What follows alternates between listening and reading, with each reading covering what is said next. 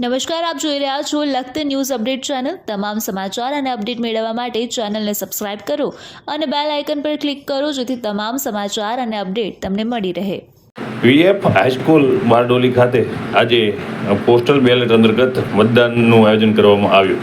23 બારડોલી લોકસભા અંતર્ગત 157 માંડવી વિધાનસભા વિસ્તારના કર્મચારીઓ દ્વારા પોસ્ટલ બેલેટ પેપરથી મતદાન કરવામાં આવ્યું।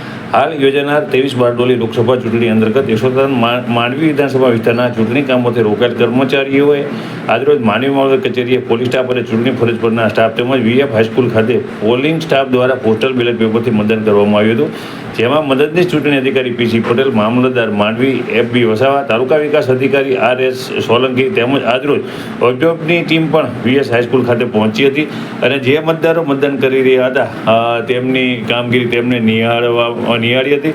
આ મતદારો છે તે ચૂંટણી કામ અર્થે રોકાયેલા હોય અને તેમને પોસ્ટલ તેઓ પણ મતદાનથી વંચિત ન રહી જાય તે માટે થઈ અને તેમના માટે થઈ અને પોસ્ટલ બેલેટ પેપરનું આયોજન કરવામાં આવ્યું હતું, તેમાં તમામ કર્મચારીઓ દ્વારા મતદાન કરવામાં આવ્યું હતું।